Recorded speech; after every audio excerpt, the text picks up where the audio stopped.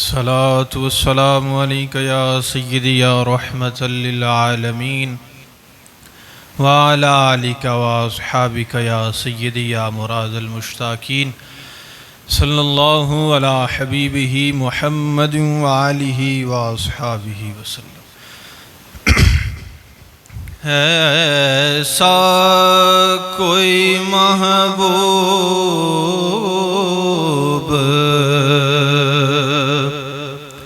نہ ہوگا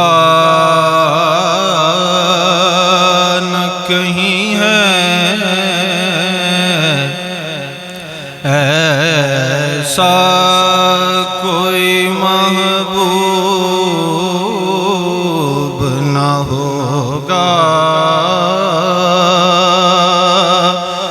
نہ کہیں ہے،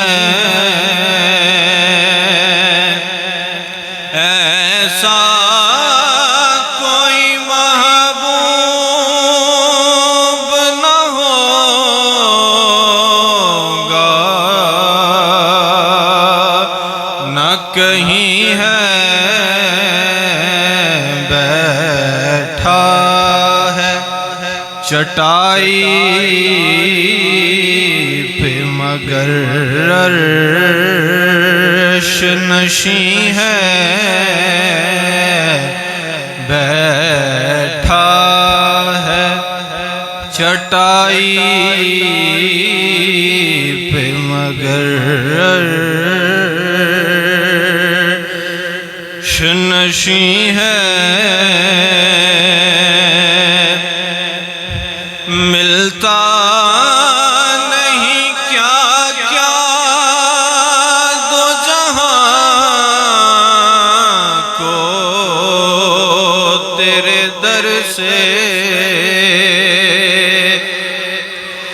ملتا نہیں کیا کیا دو جہاں کو تیرے در سے، ایک لفظ نہیں ہے کہ تیرے لب پہ نہیں ہے، ایک لفظ نہیں ہے کہ تیرے لب پہ نہیں ہے، تو چاہے تو ہر شب ہو مثال شب اسریٰ، تو چاہے تو ہر شب ہو مثال شب اسریٰ، تیرے لیے دو چار قدم عرش بری ہے، تیرے لیے دو چار قدم عرش بری ہے، قابل غور شعر ہے کہ رکتے ہیں یہیں کے قدم اہل نظر کے، انیہ دی گل نہیں ہو رہی، اہل نظر کی بات ہو رہی ہے، رکتے ہیں یہیں کے قدم اہل نظر کے، اس کوچے سے آگے نہ زماں ہے نہ زمین ہے، اس کوچے سے حاجیوں آؤ شہنشاہ کا روزہ دیکھو، کعبہ تو دیکھ چکے کعبے کا کعبہ دیکھو، اس کوچے سے آگے نہ زماں ہے نہ زمیں ہے، دل گریہ کنار نظر سوئے مدینہ، دل گریہ کنار نظر سوئے مدینہ، اعظم تیرا انداز طلب کتنا حسین ہے، اعظم تیرا انداز طلب کتنا حسین ہے، ایسا کوئی محبوب نہ ہوگا نہ کہیں ہے۔ بعد از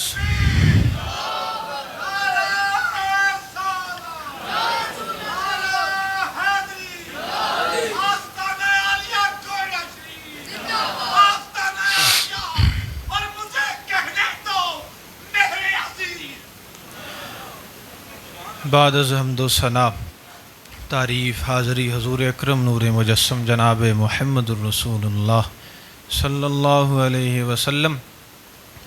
آج کا ہمارا جو موضوع ہے اور جو حاضری ہے وہ حضور سرور الانبیاء، حضور خاتم الانبیاء، حضور سید الانبیاء حضرت محمد الرسول اللہ صلی اللہ علیہ وسلم آپ کے مقام ختم نبوت میں حاضری پیش کرنے کی جسارت حاصل کریں گے۔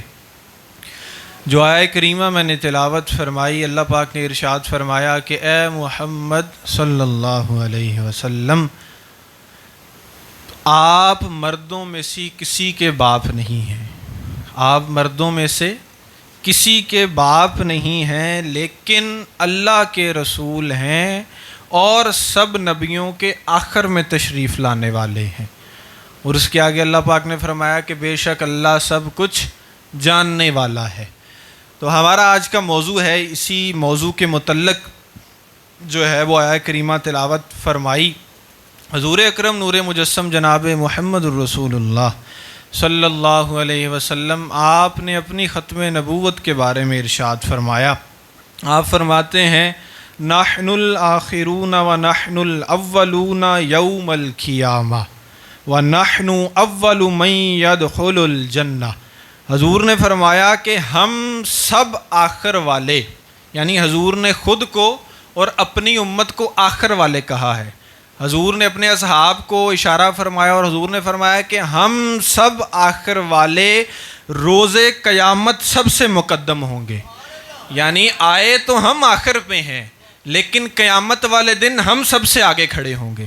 تو حضور نے فرمایا کہ ہم اس میں دو چیزیں ملتی ہیں نا، ایک تو حضور کا مقام ملتا ہے کہ حضور تشریف آخر پر لائے ہیں، لیکن قیامت والے دن اپنی امت سمیت رب کے سامنے سب سے پہلے پیش ہونے والے ہوں گے۔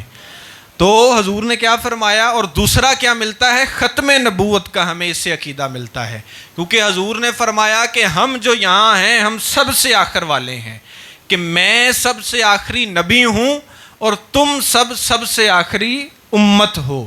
تو حضور نے کیا فرمایا کہ ہم سب آخر والے روز قیامت سب سے مقدم ہوں گے، اور آگے حضور نے فرمایا اور ہم سب سے پہلے جنت میں داخل ہوں گے، حالانکہ پہلے والوں کو کتاب ہم سے پہلے دی گئی اور ہمیں ان سب کے بعد، یعنی کہ حضور نے یہاں واضح فرما دیا کہ جو پہلے والوں کو کتابیں دی گئیں وہ انبیاء تھے، وہ مرسلین تھے، لیکن ہمیں سب سے آخر پر کتاب عطا فرمائی گئی۔ تو یہ حضور نے ختم نبوت کا عقیدہ واضح فرمایا۔ حضور نے پھر آگے ارشاد فرمایا، حضور نے فرمایا بعثت انا والساعۃ کہاتین، حضور نے فرمایا کہ میں اور قیامت اس طرح ملے ہوئے بھیجے گئے ہیں جس طرح دو انگلیاں ملی ہوئی ہوتی ہیں. یعنی کہ اس سے ہمیں واضح ہوتا ہے کہ حضور کے اور قیامت کے درمیان کوئی دوسرا نبی نہیں آ سکتا. یہ آپ بات اونچا کہا کریں تاکہ آپ اپنے بچوں کو بھی اس کی جا کے تلقین کر سکیں کہ حضور کے بعد کوئی دوسرا نبی نہیں آ سکتا. حضور کے بعد کوئی بھی نبی، کوئی بھی شخص، کوئی بھی لعین اگر نبوت کا دعویٰ کرتا ہے تو ہمارے عقیدے کے مطابق وہ کافر اور مرتد اور کذاب ہے. وہ کیا ہے؟ جھوٹا ہے. کیونکہ حضور کے بعد کوئی نبی، حضور نے فرمایا کہ میرے بعد قیامت آ سکتی ہے، کوئی دوسرا نبی نہیں آ سکتا. تو ہمارے لیے حضور کے فرمان اور نص قرآنی ہمارے لیے کافی ہیں. آپ دلائل ڈھونڈنے کے لیے نکلیں گے تو حضور قبلہ عالم پیر سید مہر علی شاہ رحمۃ اللہ علیہ، آپ نے پوری کتاب لکھ دی سیف چشتیائی صرف قادیانیوں کے رد میں، اور الحمدللہ مالک کی مہربانی سے حضور قبلہ عالم کی ایک دلیل کو بھی قادیانی رد نہیں کر سکے. آپ نے جو دلائل سیف چشتیائی میں عطا فرمائے ہیں کسی ایک دلیل کو بھی قادیانی رد نہیں کر سکے. تو یہ وہ شان ہے. حضور قبلہ عالم کا ذکر ہم آگے کریں گے چونکہ ان کا عرس مبارک بھی آگے جو ہے وہ آ رہا ہے، اور ختم نبوت کا ذکر ہو اور قبلہ عالم کا ذکر نہ ہو ایسا تو ممکن ہی نہیں ہو سکتا. تو ختم نبوت کو پہلے ہم سمجھتے ہیں کہ اس کا کہاں کہاں ثبوت پایا جاتا ہے.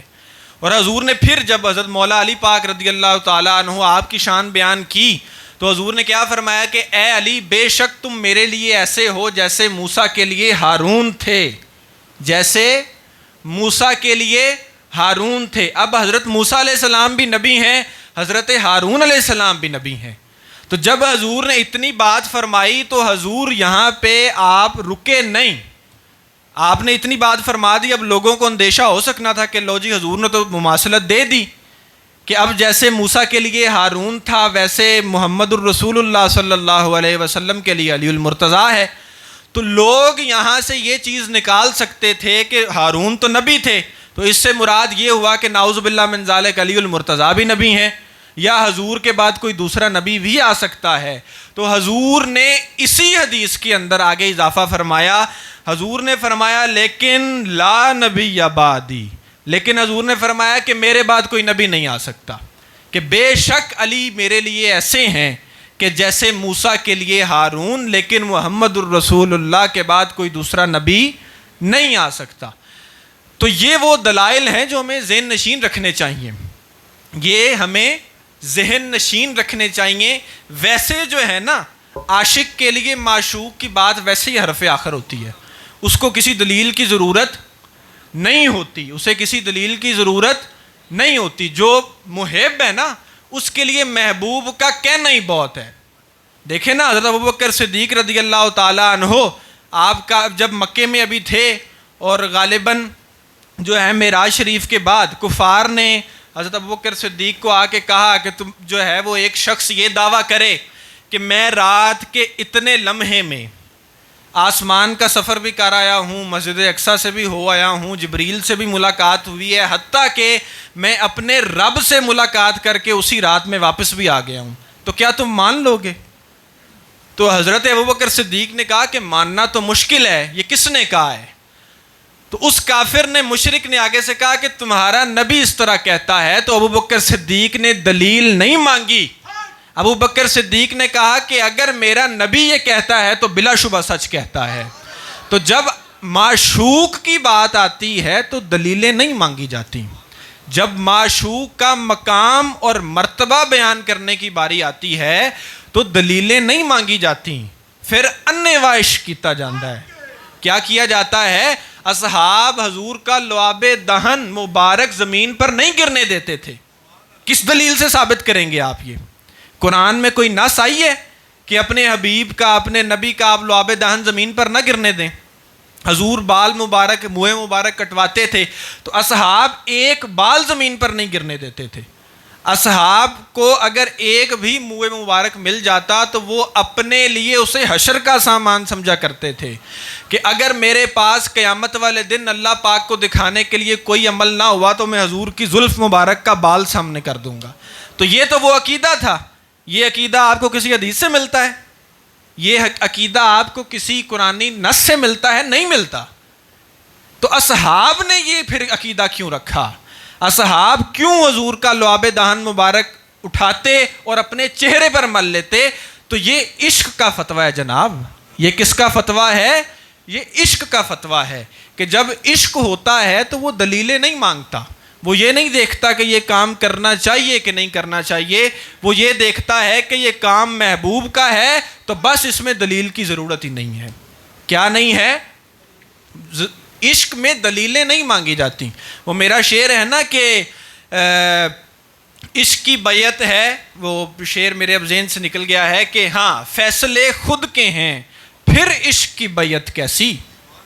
فیصلے خود کے ہیں پھر عشق کی بیعت کیسی. عشق تو یار کی ہر بات میں گم ہونا ہے. عشق تو یہ ہے کہ یار کے زبان مبارک سے کوئی کلمہ نکلا اور عاشق اسی کلمے میں فنا ہو گیا، اس کو اس میں دلیل کی ضرورت پیش نہیں آئی. شک تو بہت دور کی بات ہے نا جناب، شک بہت دور کی بات ہے. عاشق تو دلیل نہیں مانگتا. عاشق کے لیے وہ بات حرف آخر ہوتی ہے جو اس کے محبوب اور معشوق نے کہہ دی. محبوب کی بات میں تعویلیں نہیں کی جاتی، اور نہ ہی محبوب کی بات میں یہ پوچھا جاتا ہے کہ کب کہاں کیسے کیوں ہوا. یہ محبوب کی بات میں نہیں ہوتا. اور محبوب کی بات میں شک سے بھی پرہیز رکھا جاتا ہے. شک سے بھی، کیونکہ شک تو دیکھیں نا جی، عشق تو بہت بلند مقام ہے. ایمان میں شک آ جائے تو آپ کا ایمان کامل نہیں ہوتا. ایمان آپ کا پہلا سٹیج ہے. حضرت سلطان باؤ فرماتے ہیں نا کہ ایمان سلامت ہر کوئی منگے، عشق سلامت کوئی ہو. ایمان سلامت ہر کوئی منگے، عشق سلامت کوئی ہو. منگن ایمان تے شرماون عشقوں میرے دل نو غیرت ہوئی ہو. جس منزل نو عشق پہنچاوے ایمان نو خبر نہ کوئی ہو. یہ عشق کا مقام ہے کہ جہاں پہ آپ کو عشق پہنچاتا ہے، ایمان کو تو اس مقام کی خبر تک نہیں ہے. تو جناب میرا عشق سلامت رکھی باہو ایمانو دیاں دھروئی ہو. تو آپ فرما رہے ہیں کہ عشق تو ایمان تو ابھی پہلا سٹیج ہے. تو ایمان سے چل کے ہی آپ عشق تک پہنچتے ہیں. تو جناب شک تو ایمان میں آ جائے تو ایمان کامل نہیں ہوتا. تو عاشق کیسے شک کر سکتا ہے؟ کیونکہ ایمان میں اگر شک آ گیا تو ایمان کامل نہیں ہے. دیکھیں نا، شک تو عام رشتے میں آ جائے. آپ روزمرہ آپ سب آپ کے رشتہ دار ہیں، کسی سے بھی کوئی محبت کا تعلق ہے آپ کا، تو اس میں بھی شک آ جائے تو وہ رشتہ اتنا پختہ نہیں رہتا. وہ رشتہ اتنا پختہ نہیں رہتا. اس لیے بزرگان دین فرماتے ہیں نا، مولا علی پاک کا قول بھی ہے. آپ نے فرمایا کہ کسی کے بارے میں اگر تمہیں کوئی شک ہو تو یہ تم پہ ضروری ہے کہ اس سے وہ بات جا کے واضح کرو، وہ جا کے سنو. اور یہ ہمیں اپنے اخلاق کے اندر یہ چیز شامل کرنی چاہیے کہ اگر ہم کسی کے بارے میں کوئی چیز سنیں، چاہے وہ ہمارا قریبی ہے یا عام مومن مسلمان ہے، کسی دوسرے شخص نے ہمیں کسی تیسرے شخص کی بات بتائی کہ جو فلاں تو آپ کے بارے میں یہ کہتا ہے، یا آپ کے بارے میں نہیں ہے، آپ سے ریلیونس نہیں رکھتی وہ چیز، وہ ویسے کہتا ہے کہ جی آپ وہ شخص ایسے کہتا ہے اور وہ بات آپ کو بری لگی، تو یہ ہرگز اخلاقی طور سے بھی غلط چیز ہے اور سنت نبی صلی اللہ علیہ وسلم کے مطابق بھی غلط چیز ہے کہ آپ تیسرے بندے کی زبان پر اعتبار کر کے پہلے بندے سے مخالفت اختیار کر لیں. حضور نے فرمایا، مولا علی پاک کا بھی ارشاد ہے کہ کسی کے بارے میں کوئی بات سنو تو وہ اس سے جا کر بذات خود کرو، اس سے وہ بات کرو کہ میں نے تمہارے بارے میں یہ بات سنی ہے، یا فلاں بندے نے مجھے یہ کہا ہے کہ تم میرے بارے میں یہ کہتے ہو، کیا یہ چیز درست ہے؟ یہ طریقہ ہے، یہ کردار ہے، یہ اخلاق ہے جو ہم نے بزرگان دین سے سیکھا ہے. کسی تیسرے بندے کی زبان سے اپنے کسی قریبی پہ شک نہیں کرنا چاہیے. کوشش یہ کریں کسی کی بات پتہ چلی ہے تو بذات خود اس کے پاس جائیں یا اسے بلائیں تاکہ بات واضح ہو سکے. تو اسی لیے شک جو ہے وہ تو عام رشتہ داری میں بہت زیادہ رخنہ اندازیاں کر دیتا ہے. تو شک جب ایمان میں داخل ہو جائے تو بندہ تو ایمان سے فارغ ہو جاتا ہے. حضرت امام ابو حنیفہ رضی اللہ تعالیٰ عنہ، آپ کا یہ فتویٰ ہے، یہ تمام دوست غور سے سن لیں. آپ کے زمانے میں ایک شخص نے جھوٹی نبوت کا دعویٰ کیا اور حضرت امام ابو حنیفہ نے اسے کافر قرار دیا. جب اس نے یہ کہا کہ جی آپ پہلے میرے معجزے دیکھ لیں تو اس کے بعد فیصلہ کیجئے گا، یعنی پہلے آپ دیکھیں کہ میں آپ کو کیا کیا کر کے دکھاتا ہوں تو پھر آپ فیصلہ کیجئے گا کہ میں نبی ہوں یا نہیں ہوں. تو حضرت امام ابو حنیفہ نے کہا کہ اگر کسی شخص نے، اس کی بات ہی نہیں ہو رہی، اگر کسی دوسرے شخص نے اس نیت سے اس کا وہ جو ہے وہ اس کو جو بھی کہہ لیں آپ، شعبدہ بازی جو بھی اس نے دکھائی، کیونکہ کرامت اور معجزہ، کرامت ولی کے ساتھ مخصوص ہے اور مومن کے ساتھ مخصوص ہے، اور معجزہ جو ہے وہ نبی کے ساتھ مخصوص ہے.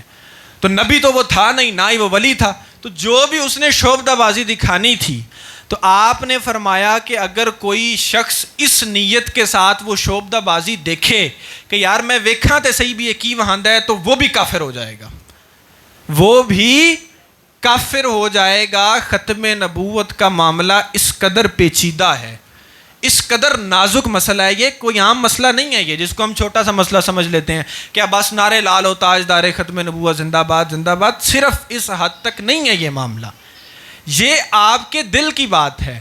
ہر معاملے میں یہ بات ذہن نشین رکھ لیں، ہر معاملے میں بچت ہو سکتی ہے، ختم نبوت کے معاملے میں کوئی بچت نہیں ہے. ختم نبوت کے معاملے میں کوئی بچت نہیں ہے. یہ جو اخلاق ہے سنت کا ہمیں کردار صوفیانہ ملا ہے وہ ایک حد تک ہے. جب کوئی بندہ ختم نبوت پر ڈاکہ ڈالے گا تو پھر ہم اسی سخت انداز سے اس کے ساتھ پیش آئیں گے جس طرح کی رخنہ اندازیاں وہ کر رہا ہے. تو ختم نبوت کا معاملہ اس قدر پیچیدہ ہے، اس میں نرمی نہیں رکھنی چاہیے. یہ نرمی کا معاملہ ہی نہیں ہے، یہ سختی کا معاملہ ہے. آپ کو کہیں سے بھی خبر آئے آپ اس پہ سختی اختیار کریں. تو اتنا سخت معاملہ ہے یہ کہ کسی نے اس نیت سے بھی اس کے پاس جا کے اس کی وہ شعبدہ بازیاں دیکھی کہ میں دیکھوں تو صحیح کہ یہ کیا دکھاتا ہے، تو وہ بندہ بھی کافر ہو جائے گا. اسے بھی دوبارہ ایمان لانا پڑے گا، کلمہ طیبہ پڑھنا پڑے گا. تو یہ اس قدر سخت معاملہ ہے. تو ایمان میں شک آ جانا بندے کو ایمان سے ضائع کر دیتا ہے. تو عشق میں تو جناب شک کا گزر ہی کوئی نہیں ہوتا، عشق میں شک کا گزر کوئی نہیں ہوتا. عاشق وہی ہے کہ جو معشوق کا ہر قتل سو جان سے مانتا ہے. عاشق سوئی حقیقی جڑا قتل معشوق دے مننے ہو. تو وہ تو ہر طرف جہاں بھی یار نے چاہا اس کے لیے وہی کعبہ ہے. تو اب دیکھیں بخاری و مسلم شریف کی حدیث ہے، 9 ذو الحجہ کا دن ہے، جمعے کا دن ہے، 9 ذو الحجہ ہے. حضور خطبہ ارشاد فرما رہے ہیں. اب یہ میں آپ کو اصحاب کا عشق سناتا ہوں کہ وہ حضور کے سامنے اپنا کتنا کو علم اٹھا کے رکھتے تھے، جس علم کو ہم نے سر پہ اٹھایا ہوا ہے کہ جی میں تو عالم دین ہوں، میں یہ ہوں، میں وہ ہوں، اور وہ تکبر ہی نہیں جاتا. سب سے پہلا اگر آپ کے پاس وہ علم ہے جو نور کہلاتا ہے تو وہ علم آپ کو جھکا دیتا ہے. جب آپ مالک کی بارگاہ میں جاتے ہیں تو وہ علم آپ کو سر نہیں اٹھانے دیتا. حضور قبلہ عالم پیر سید میر علی شاہ سے بڑا بھی عالم دین کوئی موجود ہے؟ ان سے بڑا عالم کوئی دنیا نے دیکھا ہی کوئی نہیں ہے. تو آپ بھی جب حضور کی بات آتی ہے تو آپ کیا کہتے ہیں کہ لکھیا پڑھیا سب بھلا رہیاں، لکھیا پڑھیا سب بھلا رہیاں، اکو نام سجندہ گا رہیاں، لوں لوں تے رگ رگ ساواں نال، دل لگڑائی بے پرواواں نال. تو علم ایڈی کوئی چنگی شے نہیں، علم ایک راستہ ہے، علم آپ کا ساز و سامان ہے، علم منزل نہیں ہے. جب آپ علم کو منزل بنا لیں گے تو آپ تو گمراہ ہو جائیں گے، کیونکہ یار کے دروازے سے جب گزرنا ہے تو علم کا دستار اور لبادہ اتار کے گزرنا پڑے گا جناب. علم اور عقل کو یار کے سامنے آپ نہیں لے کے جا سکتے. یار کے سامنے صرف سر تسلیم خم ہے، اس کے علاوہ کوئی چارہ نہیں ہے، اس کے علاوہ کوئی چارہ نہیں ہے. وہ میرا شعر ہے نا کہ تیرے سامنے ہیں دلیلیں کہاں کی، تیری بارگاہ سر جھکانے کے قابل. یار کی بارگاہ بس یہ ہے کہ جا کے سجدہ ریز ہو جائیں، بس سر جھکا دیں. آپ وہاں پہ دلیلیں، تعویلیں اور اپنے علم و عقل کی جو کمال ہیں ان کو نہیں دکھا سکتے. تو اب یہ آپ کو اس حدیث سے ثابت ہوگا کہ 9 ذو الحجہ کا دن ہے، اصحاب سارے اکٹھے ہیں. اب دیکھیں نا حج کے دن ہے. اب حج کے دن کس کو نہیں یاد ہوتے جی؟ ذو الحجہ کا مہینہ کس کو نہیں یاد ہوتا؟ تو اب اصحاب بیٹھے ہوئے ہیں، حضور خطبہ ارشاد فرما رہے ہیں. حضور نے خطبہ ارشاد فرماتے فرماتے پوچھا کہ اے اصحاب یہ کون سا مہینہ چل رہا ہے؟ اب یہ سوال دیکھیں، آپ محبت کا انداز دیکھیں اور آگے سے اصحاب کا عشق دیکھیں. اصحاب نے فرمایا کہ یا رسول اللہ اور اس کا رسول بہتر جانتا ہے. تو اب اصحاب کو نہیں پتا تھا کہ کون سا مہینہ چل رہا ہے. وہ مہینہ جس کے بارے میں حضور نے اتنے فضائل بیان کیے کہ جتنے رمضان کے فضائل نہیں ہیں. یکم سے لے کے 10 ذوالحجہ تک جو دن ہیں احادیث بھری پڑی ہیں. کیا وہ فضائل اصحاب نے نہیں سنے تھے؟ حضور نے اصحاب کے سامنے وہ فضائل بیان نہیں کیے تھے؟ کیے تھے. تو اب حضور خود پوچھ رہے ہیں اصحاب سے کہ اے میرے صحابیوں، یہ کون سا دن ہے، یہ کون سا مہینہ ہے؟ اصحاب نے فرمایا کہ اللہ اور اس کا رسول بہتر جانتا ہے. اللہ اور اس کا، کیونکہ اصحاب جناب مہینوں کی قید میں تھے ہی نہیں، وہ تو یار کی قید میں تھے. ان کو تو سانو قید سجن دا گہنا ہے، وہ جویں رکھے ہوئے رہنا ہے.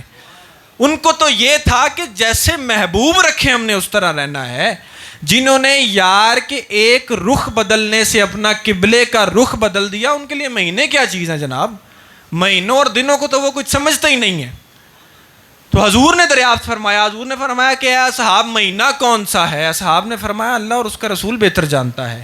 حضور نے پھر فرمایا 9 ذوالحجہ کا دن ہے، حج کے لیے بیٹھے ہوئے ہیں سب. حضور پوچھ رہے ہیں اصحاب آج تاریخ کون سی ہے؟ اصحاب کہہ رہے ہیں اللہ اور اس کا رسول بہتر جانتا ہے. سب حج کے لیے بیٹھے ہوئے ہیں، سب کو پتا ہے 9 ذوالحجہ ہے، لیکن مالک کے سامنے اپنا علم پیش نہیں کیا. مالک کے سامنے عاجزی پیش کی ہے. مالک کے سامنے یہی رکھا ہے کہ اللہ اور اس کا رسول بہتر جانتا ہے. جمعے کا خطبہ سن رہے ہیں، اب سب بیٹھے ہوئے ہیں نا. آپ سے کوئی بندہ یہ پوچھے کہ لو جی آج دن کون سا ہے، آپ کہیں جی جمعہ تو خطبہ پہ سننے ہیں، تو جمعے والا دن ہی ہے نا. سب جواب یہی دیں گے نا. یہی تو فرق ہے. اصحاب سے حضور نے پوچھا، اصحاب سے حضور نے پوچھا کہ اے میرے اصحاب آج دن کون سا ہے؟ جمعے کا دن ہے. اصحاب کہہ رہے ہیں یا رسول اللہ اور اس کا رسول بہتر جانتا ہے. اللہ اور اس کا رسول بہتر جانتا ہے. تو یہ ہے عشق. اب عاشقوں سے کسی نے پوچھا نا کہ اصحاب نے اس طرح کیوں کہا؟ بھی اصحاب کو تو پتا تھا کہ 9 ذوالحجہ کا مہینہ ہے، جمعے کا دن ہے، اور مہینہ جو ہے وہ ذوالحج کا ہے. تو عاشقوں سے کسی نے پوچھا تو عاشقوں نے جواب دیا کہ صحابہ کو کوئی تاریخوں اور مہینوں سے غرض تھوڑی تھی. عاشقوں کو یار سے غرض تھی. ان کو یار سے غرض تھی کہ یار اگر کہہ دیتا کہ ذوالحجہ نہیں ہے رمضان ہے، تو صحابہ نے کہنا سی یا رسول اللہ رمضان ہی ہے. حضور کہہ دیتے کہ دن نہیں رات ہے، صحابہ نے کہنا تھا یا رسول اللہ رات ہے، دن تو ہے ہی نہیں. یہ عشق ہے. یہ کیا ہے؟ اگر کوئی بندہ عاشق بنتا ہے تو اس کا مطلب یہ ہے کہ وہ یار کی ہر بات میں فنا ہونا چاہیے. اس کا اپنا علم وہاں پہ نہیں ہونا چاہیے کہ نہیں جی نہیں. یہ دیکھیں نا بات نکل آئی تو ایک بات کر دیتے ہیں. حضور بابا جی مشتاق حسین چشتی الوی رحمۃ اللہ علیہ، آپ نے واقعہ سنایا. آپ کہتے ہیں کہ میں حضور بابا جی مسرکار رحمۃ اللہ علیہ آپ کے پاس بیٹھا ہوا تھا، کمرے میں بیٹھا تھا حجرے شریف میں. تو ایک مولوی صاحب بھی تشریف لائے، وہ پاس بیٹھ گئے. اب باہر جو ہے مئی جون کا مہینہ ہے، اور آپ دیکھیں دھوپ کتنی تیز ہوتی ہے مئی جون کے مہینے میں. تو کہتے ہیں فل دھوپ چل رہی ہے، بالکل سورج اپنے پورے آب و تاب پہ ہے. تو آپ کہتے ہیں ہم اندر بیٹھے ہوئے ہیں، تقریباً کوئی 1-2 بجے کا وقت ہے. تو بابا مسرکار جو ہے وہ یکدم آپ نے ایک سوال کیا، خاموش بیٹھے ہوئے تھے. آپ نے فرمایا کہ استاد جی پلا باہر بارش ہوندی پئی. تو بابا سرکار فرماتے ہیں میں نے پیچھے مڑ کے نہیں دیکھا کہ ہوندی پئی کہ نہیں ہوندی پئی. آپ نے فرمایا کہ بابا سرکار نے پوچھا، میں کہ جی استاد جی سرکار بارش ہوندی پئی. اب باہر دھوپ تھی. ان جڑے کول مولوی صاحب بیٹھے سن انہاں بابا سرکار کہندے کہ انہاں میری باہ پھڑی. انہیں آخیا بھئی مولوی صاحب تہاڈے چہرے مبارک تے داڑھی ہے تے تسی بابا سرکار نال جھوٹ پہ بول دے جے. انہاں تہاڈے کول پوچھا کہ بارش ہوندی بھی باہر تے دھوپ نکلی تے تسی انہاں نوں کہہ رہے جے کہ اگوں بارش ہو رہی. تو وہ بابا سرکار کہتے کہ میں انہوں آخیا جی 5 منٹ بہو پتہ لگ جائے گا. تو بابا سرکار فرماندے نے کہ 10 منٹ نہیں لنگے تے باہر بارش ہونے لگ پئی. آپ فرماندے نے کہ مینوں پھر بابا سرکار نے باہر بھیجیا. آپ نے فرمایا استاد جی ویکھ کے آؤ ہاں بارش ہوندی پئی کہ نہیں ہوندی پئی. تو بابا سرکار فرماندے نے میں باہر گیا تے بارش ہو رہی. تو میں آ کے مولوی صاحب نوں بھی آخیا لو جی ویکھ لو بارش ہو رہی. تے اے آ یار دی گل وچ گم ہونا. ਇਹ ਕੀ ਹੈ? ਯਾਰ ਦੀ, ਯਾਰ ਨੇ ਕਹਿ ਦਿੱਤਾ ਤੇ ਉੱਥੇ ਆਪਦਾ ਇਲਮ ਇਸਤੇਮਾਲ ਨਹੀਂ ਕਰਨਾ ਕਿ ਨਹੀਂ ਜੀ ਨਹੀਂ। ਉਹ ਬਾਏ ਸਰਕਾਰ ਫਰਮਾਉਂਦੇ ਸੀ ਨਾ ਕਿ ਭਾਈ ਆਪਣੇ ਤੇ ਢੋਲ ਹੀ ਨਹੀਂ ਰਲਦੇ ਪਏ ਤੇ ਆਪਣਾ ਈਮਾਨ ਕਿਵੇਂ ਰਲਣਾ ਹੈ। ਤੇ ਯਾਰ ਨਾਲ ਅਗਰ ਉਹ ਇੱਕ ਮੁਰਸ਼ਿਦ ਮੁਹਤਰਮ ਸੀ ਨਾ ਤੇ ਉਹਨਾਂ ਦਾ ਮੁਰੀਦ ਉਹਨਾਂ ਦੇ ਕੋਲ ਬੈਠਾ ਸੀ ਤੇ ਢੋਲ ਵੱਜ ਰਿਹਾ ਸੀ। ਤੇ ਹੁਣ ਢੋਲ ਦੀ ਆਵਾਜ਼ ਤੁਸੀਂ ਗੌਰ ਕੀਤਾ ਹੋਣਾ ਹੈ ਕਿ ਅਗਰ ਇੱਕ ਸਾਈਡ ਤੇ ਵੱਜ ਰਿਹਾ ਹੋਵੇ ਨਾ ਤਾਂ ਮਹਿਸੂਸ ਇਸ ਤਰ੍ਹਾਂ ਹੋ ਰਿਹਾ ਹੁੰਦਾ ਹੈ ਕਿ ਦੂਸਰੀ ਸਾਈਡ ਤੇ ਵੀ ਵੱਜ ਰਿਹਾ ਹੈ। ਤੇ ਉਹ ਆਪ ਬੈਠੇ ਸਨ, ਖੁੱਲਾ ਇਲਾਕਾ ਸੀ। ਤੇ ਉਹ ਸ਼ੇਖ ਮੁਹਤਰਮ ਨੇ ਪੁੱਛਿਆ ਕਿ ਯਾਰ, ਉਹਨਾਂ ਆਖਿਆ ਵੀ ਯਾਰ ਢੋਲ ਉਸ ਸਾਈਡ ਤੇ ਵੱਜਦਾ ਪਿਆ। ਮੁਰੀਦ ਨੇ ਆਖਿਆ ਨਹੀਂ ਨਹੀਂ ਸਰਕਾਰ, ਇਸ ਸਾਈਡ ਤੇ ਵੱਜ ਰਿਹਾ। ਉਹਨਾਂ ਫਿਰ ਇਰਸ਼ਾਦ ਫਰਮਾਇਆ, ਉਹਨਾਂ ਕਿ ਨਹੀਂ ਇੱਧਰ ਵੱਜਦਾ ਪਿਆ। ਉਹਨੇ ਆਖਿਆ ਨਹੀਂ ਜੀ ਸਰਕਾਰ, ਮੈਨੂੰ ਤਾਂ ਇੱਧਰੋਂ ਸੁਨੀਜ ਰਿਹਾ। ਤੇ ਉਹਨਾਂ ਆਖਿਆ ਬੇਲੀਆ, ਆਪਣਾ ਤਾਂ ਢੋਲ ਹੀ ਨਹੀਂ ਪਰ ਰਲਦਾ ਤੇ ਆਪਣਾ ਈਮਾਨ ਕਿਵੇਂ ਰਲੇਗਾ। ਤੇ ਇਸੇ ਵਾਸਤੇ ਯਾਰ ਤੇ ਸਭ ਤੋਂ ਪਹਿਲੇ ਆਪਦਾ ਇਰਾਦਾ ਕੁਰਬਾਨ ਕਰੋ ਕਿ ਯਾਰ ਨੇ ਜਿਵੇਂ ਕਹਿ ਦਿੱਤਾ ਉਵੇਂ ਹੀ ਹੈ, ਕੋਈ ਦੂਸਰੀ ਗੱਲ ਆਪਦੀ ਨਾ ਪੇਸ਼ ਕਰੋ। ਤੇ ਇਹ ਅਸੀਂ ਕੋਈ ਨਵੀਂ ਗੱਲ ਨਹੀਂ ਕੱਢੀ। ਲੋਕ ਕਹਿੰਦੇ ਨੇ ਕਿ ਲਓ ਜੀ ਇਹ ਸੂਫੀਆ ਨੇ ਨਵੀਂ ਚੀਜ਼ ਕੱਢ ਲਈਏ। ਇਹ ਅਸੀਂ ਨਵੀਂ ਨਹੀਂ ਕੱਢੀ। ਇਹ ਜਿਹੜੇ ਵੀ ਆਸ਼ਿਕ ਕਰਦੇ ਨੇ ਅਸਹਾਬ ਦੀ ਸੁਨਨਤ ਤੇ ਅਮਲ ਕਰਦੇ ਹੋਇਆ ਕਰਦੇ ਨੇ। ਅਸਹਾਬ ਕੋਲ ਜਦੋਂ ਵੀ ਹਜ਼ੂਰ ਨੇ ਕੋਈ ਸਵਾਲ ਪੁੱਛਣਾ ਤੇ ਅਸਹਾਬ ਨੇ ਇਹੀ ਕਹਿਣਾ ਕਿ ਅੱਲਾ ਤੇ ਉਹਦਾ ਰਸੂਲ ਬਿਹਤਰ ਜਾਣਦਾ ਹੈ। ਜਾਣਦਿਆਂ ਹੋਇਆ ਉਸ ਸਵਾਲ ਦਾ ਜਵਾਬ ਜਾਣਦਿਆਂ ਹੋਇਆ ਜਵਾਬ ਨਹੀਂ ਦੇਣਾ, ਕਿਉਂਕਿ ਪਤਾ ਸੀ ਕਿ ਜਿਹੜਾ ਜਵਾਬ ਅੱਲਾ ਤੇ ਉਹਦਾ ਰਸੂਲ ਜਾਣਦਾ ਅਸੀਂ ਨਹੀਂ ਜਾਣ ਸਕਦੇ। ਤੇ ਇਸੇ ਵਾਸਤੇ ਜਿਹੜੀ ਗੱਲ ਸ਼ੈਖ ਜਾਣਦਾ ਹੈ, ਮੁਰੀਦ ਨੂੰ ਪਤਾ ਹੋਣਾ ਚਾਹੀਦਾ ਹੈ ਕਿ ਮੈਂ ਨਹੀਂ ਜਾਣ ਸਕਦਾ। ਸਰੇ ਤਸਲੀਮ ਖਮ ਹੈ। ਤਸਵੁਫ ਹੈਗਾ ਵੀ ਇਸ ਵਾਸਤੇ ਨਾ, ਦਰਗਾਹਾਂ ਇਸ ਵਾਸਤੇ ਨੇ ਕਿ ਤੁਹਾਨੂੰ ਸਰਕਾਰ ਦੀ ਬਾਰਗਾਹ ਦਾ ਅਦਬ ਸਿਖਾ ਦਿੱਤਾ ਜਾਵੇ ਕਿ ਸਰਕਾਰ ਦੀ ਬਾਰਗਾਹ ਦਾ ਅਦਬ ਕੀ। ਕਿਉਂਕਿ ਇੱਥੋਂ ਬੰਦਾ ਉੱਠ ਕੇ ਚਲਾ ਜਾਵੇ, ਉਹਨੇ ਤਾਂ ਸਵਾਲ ही करने। असहाब का ये अकीदा था। असहाब जो है वो अहदीस में आता है कि असहाब हजूर से सवाल नहीं करते थे। असहाब किसी बद्दू का इंतज़ार करते थे कि हजूर की बारगाह में पेश हो, क्योंकि उन्होंने खुली छुट्टी होती सी। जिसने देख लिया हो ना उस पर पकड़ होती है, जिसने ना देखा हो वो बच जाता है। अब इस पर एक और बात याद आ गई। हजूर दाता अली अजवेरी रहमतुल्लाह अलैह, आपका उर्स मुबारक है। तो हजूर बाबा फरीदुद्दीन मसूद गंजे शकर रहमतुल्लाह ताला अलैह, आपने तकरीबन 40 दिन यहाँ पे क़याम किया। हज़रत मोइनुद्दीन चिश्ती अजमेरी ने जिस तरह किया आपने भी फरमाया।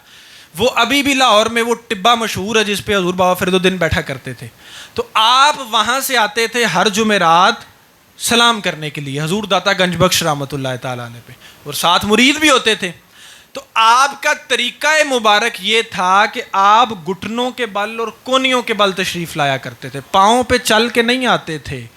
ये है गंज बख्शे फैज़ आलम मजहर नूर खुदा कि फरीदुद्दीन जैसा बंदा, ज़ुहदुल अंबिया जैसा बंदा जिसके दरबार पे पाँव रख के ना चले, कोनियों के और घुटनों के बल चल के आए, तो ये गंज बख्श का मकाम है। तो मुरीदों ने पूछा कि सरकार भी चल चल के घुटने और कोनियाँ छिल जाती हैं, तो इतनी तकलीफ़ आप क्यों बर्दाश्त करते हैं। और उस पे सितम ये है कि हमें आप कहते हैं कि तुम लोगों ने चल के जाना है, कि मैं जैसे भी जा रहा हूँ तुम लोगों ने ऐसे नहीं जाना, तुम लोगों ने चल के जाना है। तो ये सितम क्या है, लोग देखते हैं तो वो बात करते हैं कि मुर्शिद किस तरह जा रहा है और मुरीद पीछे चल के जा रहे हैं। तो आपने फरमाया कि पुत्र जड़ा वेंदा है उनकी पकड़ होंदी है, जड़ा नहीं वेख सकता उनकी तो पकड़ ही कोई नहीं। तो मुरीदों ने वजाहत जब पूछी तो बाबा फरीदुद्दीन मसूद गंज शकर रहमतुल्लाह अलैह आप फरमाते हैं कि हजूर दाता अली हजवेरी का दरबार वो है कि जिस पर 24 घंटे हजूर की रहमत की बारिश हो रही होती है। तो फरीदुद्दीन हजूर की रहमत के ऊपर कदम नहीं रख सकता, तो इसलिए वो कोनियों और घुटनों के बल जाता है। तो आपने फरमाया कि मैं वो देख सकता हूँ, तुम नहीं देख सकते, तो तुम चल के जाओ, तुम पर पकड़ नहीं है। लेकिन फरीदुद्दीन देख सकता है, वो चल के नहीं जा सकता, वो उस पे कदम नहीं रख सकता। इसीलिए जो देखने वाला बंदा है पकड़ जो है वो उसकी होती है, उसकी पकड़ होती है। तो असहाब को पता था कि ये इश्क क्या है, और इस बारगाह में अगर सवाल किया या आवाज़ ऊंची हो गई तो जो अमाल किए हैं सारे रद्द कर दिए जाएंगे। तो असहाब किसी बद्दू का इंतज़ार किया करते थे कि कोई बद्दू कोई पिंड थां तो आवे जिंदी पकड़ कोई नहीं, क्योंकि उन्होंने खुली छुट्टी होती सी, भाई जिवें भी गल कर लै। दरगाह शरीफ पे बाबा सरकार के पास भी हमने ऐसे तमाशे देखे। बाबा सरकार ने अगों मुस्कुराते रहना, उन्हें आपदे तरीके नाल गल करनी। कईयां ने तो यह कह देना कि जनाब मैं तुहाडा पीर हाँ तो तुसीं मेरे मुरीद हो। बाबा सरकार ने आगे से हंसते रहना। اب بابے مظفر سرکار کا ایک واقعہ سناتے ہیں کہ ایک بندہ آیا, انہیں آخیا جی سرکار میں تانوں پچھلے جمعرات اے حکم فرمایا سی تے تسی مینوں اگوں اے عرض کیتی سی. بابے مظفر سرکار ہنس رہے ہیں. اس کو یہ نہیں کہا کہ تینوں ادب دا نہیں پتا تو میرے نال کس طرح گل کر رہے ہیں, نہیں, کیونکہ صوفیاء سنت مصطفیٰ پر عمل پیرا ہوتے ہیں. تو حضور کے پاس کسی بدو نے آ جانا, حضور مسکراتے رہنا, انہیں کوئی پٹھے سدھے سوال کر لینے, تو اصحاب نے اپنا سوال بھی ان کو یاد کروا دینا. اصحاب نے فرمانا کہ تو تے بیلیا سوال کرنا ہے تے آ ذرا میرا بھی سوال حضور کو لو کر لمی. تو یہ اصحاب تھے کہ وہ تو حضور سے سوال نہیں کرتے تھے کہ کہیں حضور کے مقام میں ہم سے بے ادبی نہ ہو جائے. تو جناب یہ عشق ہے, یہ عشق ہے اس ذات سے. تو جب ختم نبوت کی باری آتی ہے تو ختم نبوت اس سے بھی پیچیدہ معاملہ ہے. تو یہ تو بلکہ جو ہے وہ حضور کا مقابلہ نبوت میں تو کیا کر سکتا ہے کوئی, 1000 سال بعد علی دے پتر دا مقابلہ کوئی نہیں کر سکیا جناب. جب میر علی شاہ میدان میں نکلا تو کون آیا سامنے؟ جب مرزے نے چیلنج کیا, اس نے کہا کہ جی پہلے سب سے اس نے کہا کہ جی ہم جو ہے وہ خط و کتابت کے ذریعے مقابلہ کریں گے. حضور قبلہ عالم نے فرمایا بسم اللہ آ جاؤ. پھر اس نے چینج کیا, اس نے کہا کہ جی ہم مناظرہ کریں گے. حضور نے فرمایا کہ بسم اللہ آ جاؤ. حضور لاہور پہنچ گئے, بادشاہی مسجد میں مناظرہ ہوا تھا, آپ ٹائم کے مطابق وہاں پہ پہنچ گئے, مرزا نہیں آیا. پھر خط کے ذریعے بات ہوئی تو اس نے کہا کہ نہیں جی نہیں, مناظرہ نہیں کرنا ہم نے, نہ ہی مبالغہ کرنا ہے, ہم تفسیر لکھیں گے, جس کی تفسیر عوام کو زیادہ پسند آئی وہ سچا اور جس کی نہ آئی وہ جھوٹا. تو آپ نے فرمایا کہ بھائی اینی کو گل بھی میرے ہوندیاں تے ایویں کرو کہ قلم رکھو کاغذ دے اوتے, میر علی شاہ بھی رکھ دے تے مرزا قادیانی بھی رکھے.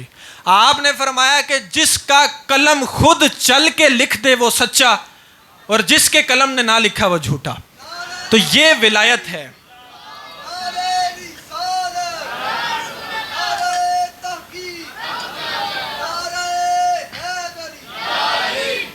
تو یہ میر علی شاہ ہے جناب. پھر اس نے دعویٰ کیا, اس نے کہا کیونکہ وہ یہ اس چیز کا دعویٰ کرتا تھا, یہ چیزیں ذہن نشین رکھا کریں کہ اس نے دعوے کس کس چیز کے کیے. اس نے دعویٰ کیا کہ جی میں جو ہوں نا وہ حضرت مسیح علیہ السلام کی, حضرت عیسیٰ علیہ السلام کی نعوذ باللہ من ذالک روح مجھ میں آ گئی ہے. تو جو حضرت عیسیٰ علیہ السلام کو معجزات عطا کیے گئے تھے اللہ پاک نے, وہ مجھے بھی عطا کیے ہیں, نعوذ باللہ من ذالک. تو وہ کہتا تھا کہ جی میں کوڑی کو شفا دے دوں گا, میرے پاس جس قدر بھی بیمار کو لایا جائے, مادرزاد اندھے کو بھی لایا جائے, میں اس کو آنکھیں عطا کر دوں گا. حضور قبلہ عالم نے فرمایا کہ بھائی تو تے ہلے بڑا پیچھے لگا پھرنا ہے, میر علی شاہ نو موقع دے تے جڑی قبر تے ہاتھ رکھیں گا میر علی شاہ انہوں حکم کرے گا کم باذن اللہ. وہ مردہ اگر اٹھ کے لا الہ الا اللہ محمد رسول اللہ نہ پڑھے تے میر علی شاہ جھوٹا. اب جناب یہ مقامات ہیں. تو وہاں پہ کوئی مولوی صاحب سن, تو انہیں حضور قبلہ عالم نو گل کر دیتی, انہیں آخیا جی تسی ایڈا وڈا دعویٰ کر دیتا, اتنا وڈا دعویٰ کہ تسی آخیا کہ میں مردہ اٹھا دیاں گا, تو اے اگر پورا نہ ہوندا تو کی ہو جانا, یہ چھوٹے دل دے بندے بھی ہوندے نا وچ. تو انہیں آخیا جی یہ پورا نہ ہویا تو کی ہو جاوے. آپ نے فرمایا کہ مولوی صاحب تسی مینوں ویکھ رہے سا جی, حضور اکرم نور مجسم نو نہیں ویکھ رہے سا جی. آپ نے فرمایا کہ میرے کندھے تے میرے نانے دا ہاتھ سی. انہیں آخیا سی میر علی شاہ جڑا اج کہی جاویں گا اللہ دی قدرت نالوں پورا کیتی جاواں گے. تو یہ ہے مہر علی شاہ. اس وقت کوئی نہیں نکلا, کوئی نہیں, سرے سے آپ جہاں دیکھ لیں مہر علی شاہ کلہ جنا ہی نکلے ہے, کوئی نہیں نکلا. اہل سنت میں سے, اہل حدیثوں میں سے, دیوبند میں سے کوئی بندہ نہیں نکلا. اگر نکلا ہے تو گولڑے سے قبلہ عالم پیر سید مہر علی شاہ رحمۃ اللہ علیہ نکلے ہیں. اور اس سے میں کوئی اپنے پاس سے بات نہیں کر رہا, تاریخ اس چیز کی گواہ ہے. جس نے بھی دیا ہے ساتھ دیا ہے قبلہ عالم کا, نمائندگی کوئی نہیں کر سکا اس کے سامنے.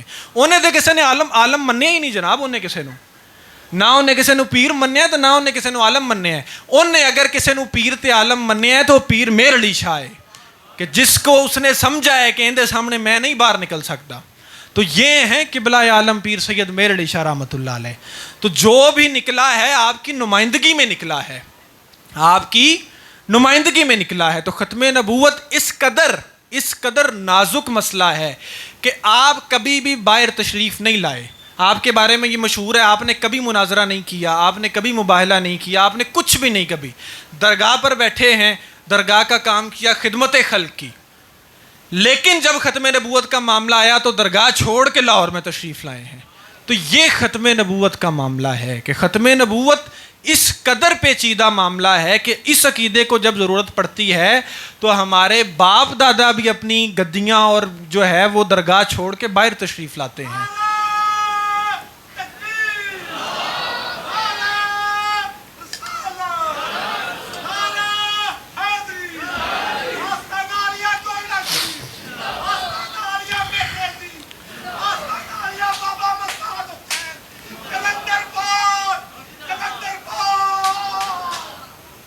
وڈیاں دا نام ہی لیا کرو جناب, وڈیاں دا نام آوے تو نکیاں دا نام آپ ہی شامل ہو جاتا ہے.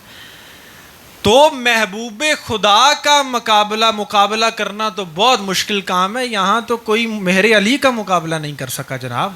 تو صرف زبانی کہنا سوکھا ہے, کر کے دکھانا اوکھا ہے.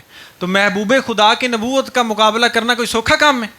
تو آپ دیکھیں نا, میر علی شاہ کا یہ مقام ہے کہ میں نے بتایا کہ اس کو جرت نہیں ہوئی سامنے آنے کی, لیکن جب محبوب خدا کی بارگاہ میں حاضری دی ہے تو کیا فرمایا ہے کہ میر علی تو کون بیچارہ.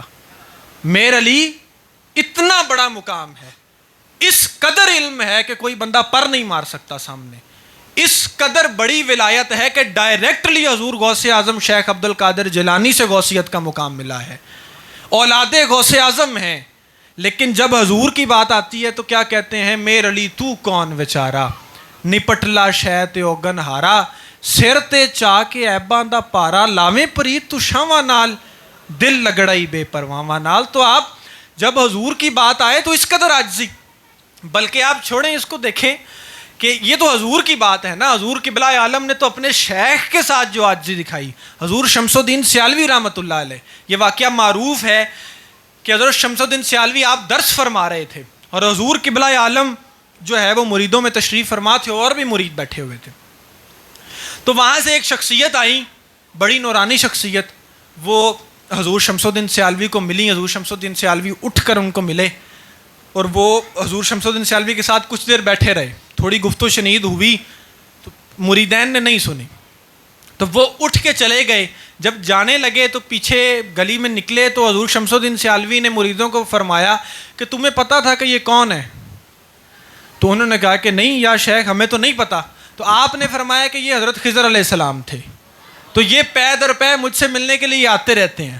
تو آپ نے فرمایا کہ جس نے مسافے کا شرف حاصل کرنا ہو ابھی پیچھے گلی میں ہی ہوں گے تو جا کے مل لیں.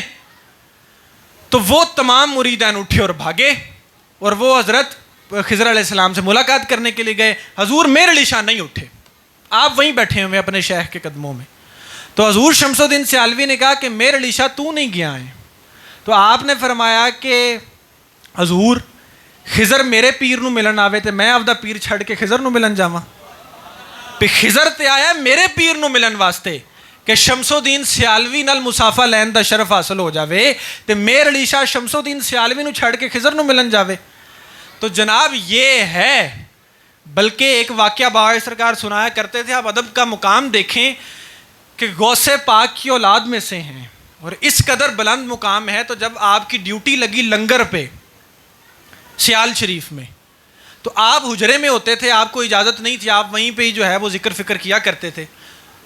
تو سیال شریف میں تو حضور شمس الدین سیالوی آپ اپنے حجرے مبارک میں بیٹھے تھے, تو کچھ لانگری آئے, وہ آٹے کا بڑا برتن لے کے آئے. انہوں نے کہا بھی سرکار بھی لنگر واسطے آٹا بنایا سی تو کتا منہ مار کے چلا گیا ہے, تو اندہ ان کی کرنا ہے. تو حضرت شمس الدین سیالوی نے آکھیا کہ بھائی میں تے ناؤذ باللہ جاہل بندہ, عاجزی ہے نا. آپ نے فرمایا کہ میں تے جاہل بندہ ہوں, دوسرے کمرے میں میر علی شاہ بیٹھا ہے, وہ بڑا عالم دین ہے, ان کو پوچھو اندہ کی کرنا ہے. امتحان آ گیا, امتحان مرید پر امتحان آ گیا ہے. اندر کو پوچھ لو بڑا عالم ہے تو وہ دس دے گا کہ شرعی طور تے اندہ کی اصول ہے, تے کیڑا اصول ان تے لاگو ہوندہ ہے, کی کرنا چاہیے. تو مریداں نے تو حکم مننا سی, انہاں ٹپ چکیا آٹے دا. حضور قبلہ عالم دی بارگاہ آپ ذکر فکر چ مصروف سن, آپ نے انہاں والے توجہ کی تھی. آپ نے فرمایا بیلیو دسو, انہاں کہ جی آ مسئلہ ہے. انہاں کہ جی شیخ محترم کو پوچھنا سی, انہاں نے جویں حکم فرمانا سی تسی کر لینا سی. انہاں کہ جی شیخ محترم نہیں تاڑے کول بھیجیا ہے. حضور قبلہ عالم نو سمجھ آ گئی کہ میر علی شاہ امتحان آ گیا ہے. آپ نے فرمایا کہ کتے نے منہ کتھے کتھے ماریا سی. انہوں نے نشان لایا, آپ نے تھوڑا نشان باہر کٹ کے اندر وچوں آٹا کٹ لیا. آپ نے آکھا شرعی اصول پورا ہو گیا ہے, یہ آٹا کٹ لو, باقی آٹا پا کے تسی پکا لو. ਤੇ ਤੁਸੀਂ ਖਾ ਸਕਦੇ ਜੇ, ਲੰਗਰ 'ਚ ਇਸਤੇਮਾਲ ਕਰ ਸਕਦੇ ਜੇ। ਉਹਨਾਂ ਫਰਮਾਇਆ ਕਿ ਸਰਕਾਰ ਹੈ ਜਿਹੜਾ ਆਟਾ ਬਚ ਗਿਆ ਹੈ ਇਹਦਾ ਕੀ ਕਰਨਾ ਹੈ? ਤੇ ਆਪ ਨੇ ਫਰਮਾਇਆ ਕਿ ਇੱਥੇ ਸਿਆਲ ਦੇ ਕੁੱਤੇ ਨੇ ਮੂੰਹ ਲਾਇਆ ਹੈ, ਇਹਦੀਆਂ 2 ਰੋਟੀਆਂ ਮੇਰੇ ਅਲੀ ਸ਼ਾਹ ਨੂੰ ਪਕਾ ਦਿਓ। ਆਪ ਨੇ ਫਰਮਾਇਆ ਕਿ ਮੇਰੇ ਵਿੱਚ ਤੇ ਉਹਦੇ ਵਿੱਚ ਕੋਈ ਫਰਕ ਨਹੀਂ, ਉਹ ਵੀ ਸਿਆਲ ਦੀ ਗਲੀ ਦਾ ਹੈ, ਮੈਂ ਵੀ ਸਿਆਲ ਸ਼ਰੀਫ ਦੀ ਗਲੀ ਦਾ। ਤੇ ਜਨਾਬ ਇੰਨੀ ਰਿਆਜ਼ਤ ਤੇ ਇੰਨੀ ਆਜਜ਼ੀ ਤੋਂ ਬਾਅਦ ਮੇਰ ਅਲੀ ਸ਼ਾਹ ਦਾ ਮਕਾਮ ਮਿਲਦਾ ਹੈ, ਐਵੇਂ ਨਹੀਂ ਮਿਲ ਜਾਂਦਾ। ਆਪਾਂ ਵੇਖਦੇ ਹਾਂ ਬਜ਼ੁਰਗਾਂ ਦੇ ਮਕਾਮਾਤ, ਆਪਾਂ ਵੇਖਦੇ ਹਾਂ ਜੀ ਮਾਲਕ ਨੇ ਕੀ ਨਵਾਜ਼ਿਆ ਹੈ, ਕੀ ਕਰਾਮਾਤ ਨੇ। ਆਪਾਂ ਇਹ ਨਹੀਂ ਵੇਖਦੇ ਕਿ ਉਹਨਾਂ ਕੁਰਬਾਨੀਆਂ ਕੀ ਕੀ ਦਿੱਤੀਆਂ ਨੇ, ਉਹਨਾਂ ਨੇ ਕਿਹੜੀਆਂ ਕਿਹੜੀਆਂ ਕੁਰਬਾਨੀਆਂ ਦਿੱਤੀਆਂ ਤੇ ਉਹਨਾਂ ਨੂੰ ਮਕਾਮ ਮਿਲਿਆ ਹੈ। ਜਦੋਂ ਜਾ ਕੇ ਖਾਦਮਾਂ ਨੇ ਹਜ਼ੂਰ ਸ਼ਮਸੁਦੀਨ ਸਿਆਲਵੀ ਨੂੰ ਇਹ ਦੱਸਿਆ ਤੇ ਆਪ ਜਿਹੜਾ ਹੈ ਹਜ਼ੂਰ ਕਿਬਲਾ ਆਲਮ ਦੇ ਉਜਰੇ ਵਿੱਚ ਤਸ਼ਰੀਫ ਲਿਆਏ। ਆਪ ਉੱਠੇ, ਆਪ ਨੇ ਫਰਮਾਇਆ ਮੇਰ ਅਲੀ ਸ਼ਾਹ ਤੂੰ ਐਵੇਂ ਆਖਿਆ? ਆਪ ਨੇ ਫਰਮਾਇਆ ਕਿ ਜਨਾਬ ਹਕੀਕਤ ਇਹਦੇ ਵਿੱਚ ਤਾਂ ਸ਼ੱਕ ਵੀ ਕੋਈ ਨਹੀਂ। ਤੇ ਹਜ਼ੂਰ ਸ਼ਮਸੁਦੀਨ ਸਿਆਲਵੀ ਵੇਖੋ ਨਾ, ਮੁਰਸ਼ਦ ਨੇ ਫਿਰ ਮੁਰੀਦ ਨੂੰ ਗਲੇ ਨਾਲ ਲਾਇਆ। ਆਪ ਨੇ ਫਰਮਾਇਆ ਕਿ ਮੇਰ ਅਲੀ ਸ਼ਾਹ ਸ਼ਮਸੁਦੀਨ ਦਾ ਨਾਂ ਕੋਈ ਲਵੇ ਨਾ ਲਵੇ, ਮੇਰ ਅਲੀ ਸ਼ਾਹ ਹੀ ਹੁੰਦੀ ਰਹੇਗੀ। ਮੇਰਾ ਨਾਂ ਦੁਨੀਆ 'ਚ ਕੋਈ ਲਵੇਗਾ ਨਹੀਂ ਲਵੇਗਾ, ਕਿਆਮਤ ਤੱਕ ਮੇਰ ਅਲੀ ਸ਼ਾਹ ਦਾ ਨਾਂ ਹਰ ਕੋਈ ਲਵੇਗਾ। ਤੇ ਵੇਖੋ ਨਾ, ਕੋਈ ਬੰਦਾ ਹੈ ਜਿਹੜਾ ਮੇਰ ਅਲੀ ਸ਼ਾਹ ਨੂੰ ਨਹੀਂ ਜਾਣਦਾ। ਤੇ ਜਨਾਬ ਇੰਨੀਆਂ ਕੱਟਣੀਆਂ ਪੈਂਦੀਆਂ ਨੇ, ਐਵੇਂ ਨਹੀਂ ਮਕਾਮ ਲੱਭ ਜਾਂਦੇ। ਆਪਦੇ ਆਪ ਨੂੰ ਮਾਲਕ ਦੀ ਬਾਰਗਾਹ 'ਚ ਪੇਸ਼ ਕਰਨਾ ਪੈਂਦਾ ਹੈ। ਜਦੋਂ ਤੁਸੀਂ ਪੇਸ਼ ਹੀ ਨਹੀਂ ਕਰੋਗੇ ਤੇ ਫਿਰ ਮਕਾਮਾਤ ਨਹੀਂ ਲੱਭ ਸਕਦੇ। ਮਕਾਮਾਤ ਉਦੋਂ ਹੀ ਨੇ ਜਦੋਂ ਤੁਸੀਂ ਆਪਦੇ ਨਫਸ ਨੂੰ, ਆਪਦੇ ਇਰਾਦੇ ਨੂੰ ਮਾਲਕ ਦੇ ਕੋਲ ਪੇਸ਼ ਕਰ ਦਿਓ ਕਿ ਜਿਵੇਂ ਤੂੰ ਚਾਹ ਰਿਹਾ ਉਵੇਂ ਕਰਨਾ ਹੈ। ਤੇ ਇਹ ਮਾਮਲਾ ਹੈ। ਤੇ ਇਹ ਆਪਦੇ ਸ਼ੈਖ ਨਾਲ ਉਹਨਾਂ ਦੀ ਇੰਨੀ ਨਿਸਬਤ ਸੀ, ਇੰਨਾ ਇਸ਼ਕ ਸੀ। ਤੇ ਸੋਚੋ ਆਪਦੇ ਨਾਨੇ ਨਾਲ ਕਿੰਨਾ ਇਸ਼ਕ ਹੋਣਾ ਹੈ, ਹਜ਼ੂਰ ਨਬੀ ਅਕਰਮ ਨਾਲ ਕਿੰਨਾ ਇਸ਼ਕ ਹੋਣਾ ਹੈ। तो आपने फरमाया ना सुबहान अल्लाह माँ अजमला का माँ आहसना का माँ अकमला का। ये सिर्फ ए मिसरे ही तुसी लै लो ना, कायनात में कोई बंदा ये नात नहीं लिख सकता जेड़े ए मिसरे लिख दिते गए। सुबहान अल्लाह माँ अजमला का माँ आहसना का माँ अकमला का। कित्थे मेहर अली कित्थे तेरी सना, गुस्ताख अखी कित्थे जाड़ियाँ। तो ये जो सरकार की गल आ जाए तो गल्लां तो होर काफ़ी सन, लेकिन वक्त मुख्तसर है तो सिर्फ एक कलाम सुना के तो फिर इजाज़त, क्योंकि किबला आलम का उर्स भी आ रहा है तो हजूर की बारगाह जिन्ना हजूरी वाला ये कलाम है शायद ही कोई मिलते हैं।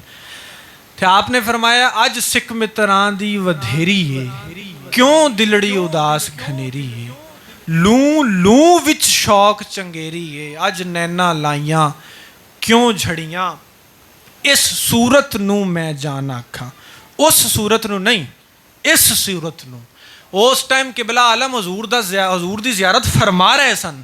आपने ज़ियारत फरमाते होया फरमाया इस सूरत नू मैं जान आखां, जान आखां के जाने जहान आखां, सच आखां ते रब दी शान आखां, जिस शान तो शाना सब बनियां। ते एहा सूरत शाला पेशे नज़र रवे वक्ते निज़ा ते रोज़े हशर। भी सानू और शायद ही लोड़ ही कोई नहीं, बस मेर अली शाह नू इस चीज़ की लोड़ है कि क़यामत वाले दिन होवे ते सूरत सामने होवे, हशर चू खलोता होवे सूरत सामने होवे, पुल सिरात तो लंघ रहा होवे सूरत सामने होवे, कबर विच जावे ते सूरत सामने होवे। बस यही ख्वाहिश है कि यह सूरत शाला पेशे नज़र रवे वक्ते नज़ा ते रोज़े हशर, विच कबर ते पुल थी होसी गुज़र, सब खोटियां थी संतद खरियां। ते दसे सूरत राह बेसूरत दा, वसीले तो बगैर कुछ नहीं। अगर किसी नूं रब मिलना है तो सरकार दे चेहरे दे विचों लभना है। कोई बंदा वैसे रब लभन जावे तो काबे विचों भी किसी नूं रब लभ्या, सानू ते मदीने विचों ही लभ्या। सानू ते बाखुदा खुदा का यही है दर, नहीं और कोई मफर मकर, जो वहाँ से हो यहीं आके हो, जो यहाँ नहीं वो वहाँ नहीं। कि जड़ा सरकार दे दर तो मरदूद हो गया और रब दी बारगाह मकबूल नहीं हो सकता। तो इस वास्ते रब दी सूरत जिहड़ी है सरकार दी सूरत दे विचों ही वेखनी। दसे सूरत राह बेसूरत दा, तौबा राह की ऐन हकीकत दा, इत्थे कम नहीं बेसूजत दा, कोई विरलियां मोती लै तरियां। ते आप फरमाते ने अगे लाहो मुख तो मुखत्तत बुरदे यमन, मन भावरी झलक दिखाओ सजन, ओहो मीठियाँ गालियाँ लाओ सजन, जो हमरा वादी सन करियाँ, हुजरे तो मस्जिद आओ ढोलन, नूरी झात दे कारे सारे सिकन। ये आप वो मंजर बयान फरमा रहे हैं कि जो हजूर ने ਕਈ ਦਿਨ ਜਿਹੜਾ ਹੈ ਉਹ ਜਮਾਤ ਨਹੀਂ ਕਰਵਾਈ। ਹਜ਼ੂਰ ਅਬੂ ਬਕਰ ਸਿੱਦੀਕ ਨੂੰ ਹੁਕਮ ਫਰਮਾ ਦਿੱਤਾ ਕਿ ਤੁਸੀਂ ਜਮਾਤ ਕਰਾਣੀ। ਤੇ ਉਦੋਂ ਦਾ ਇਹ ਵਾਕਿਆ ਬਿਆਨ ਫਰਮਾ ਰਹੇ ਨੇ ਕਿ ਹੁਜਰੇ ਤੋਂ ਮਸਜਿਦ ਆਓ ਢੋਲਨ, ਨੂਰੀ ਝਾਤ ਦੇ ਕਾਰਨ ਸਾਰੇ ਸਿਕਨ, ਦੋ ਜਗ ਅੱਖੀਆਂ ਰਾਹ ਫਰਸ਼ ਕਰਨ, ਸਭ ਇਨਸੋ ਮਲਕ ਹੂਰਾਂ ਪਰੀਆਂ।